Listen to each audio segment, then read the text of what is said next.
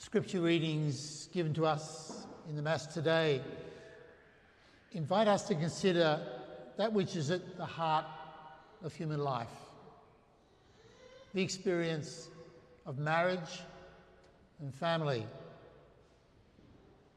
The Gospel presents the very important teaching of Jesus about the indissolubility of marriage.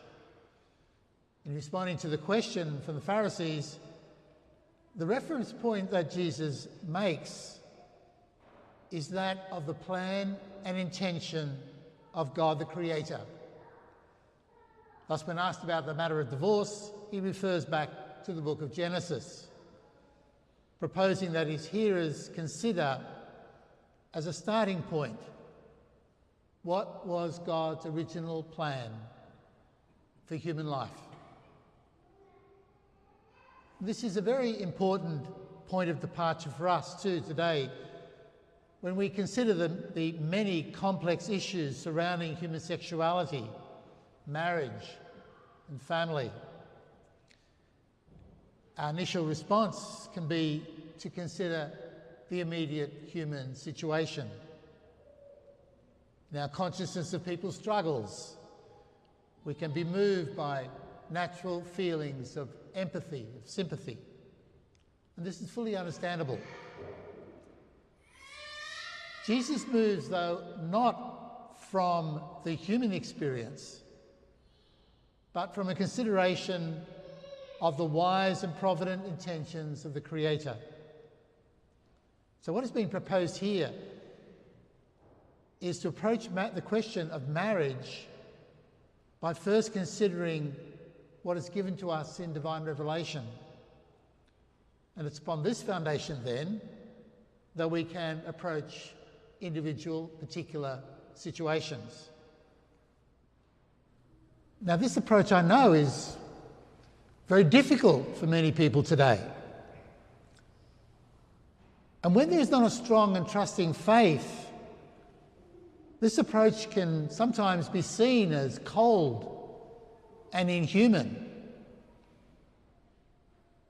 One person I think who understood the difficulty that many face today in being able to truly trust the wisdom of God was Pope Benedict of blessed memory. So on one occasion he commented, "Divine revelation does not occur within earthly logic, according to which humans are the wise and the powerful who possess important knowledge and transmit it to those who are more simple. God's style is other. His communication is addressed precisely to the childlike. And what is this childlikeness that opens humans to filial intimacy with God and to welcoming his will? It is the pureness of heart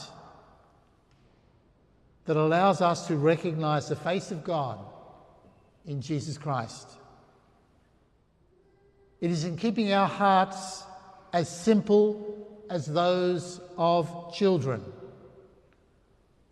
without the presumptions of those who are locked in themselves, thinking that they have no need of anyone, not even God. This simplicity and trust in God really are the keys to be able to hear and embrace the teachings of Christ, especially those that seem to defy human logic and reason.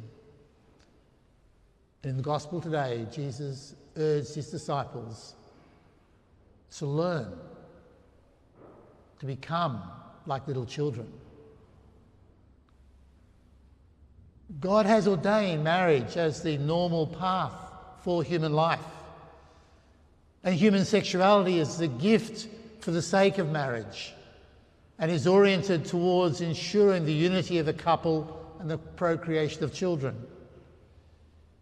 In God's wise and provident plan, marriage is intended as a stable unit to provide a secure and loving environment for the nurturing of children. The first reading today speaks of the separate creation of man and woman. Man and woman are equal in dignity.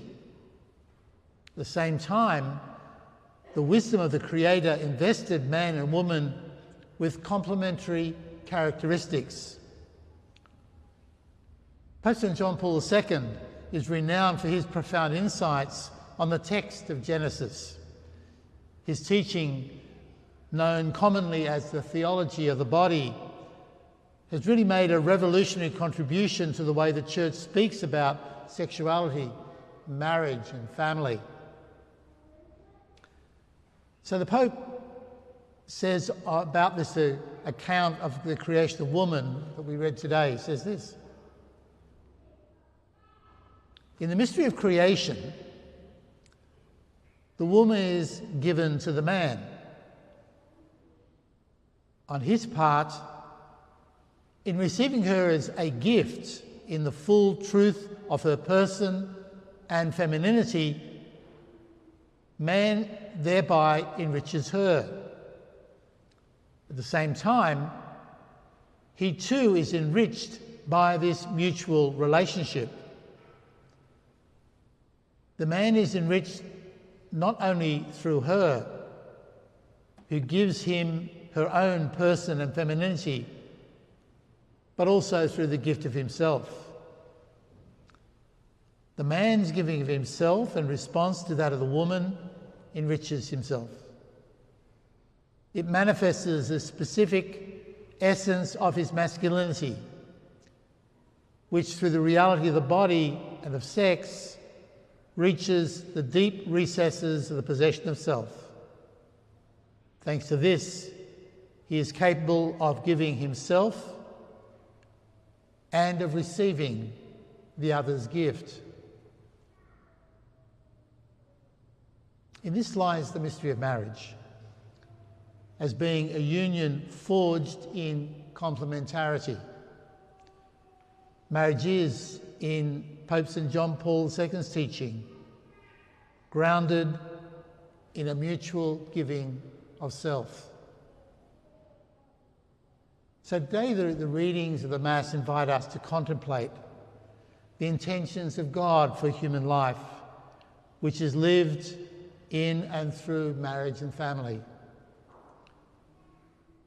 God has simply ordained human beings to be drawn into marriage. Man and woman are quite precisely made for each other. The reading today from the book of Genesis ends by the simple and yet profound truth about human life. It is this truth that Jesus himself emphasised as being at the heart of his teaching about the nature of marriage. This is why a man leaves his father and mother and joins himself to his wife, and they become one body. This is the divine intention, and it is good.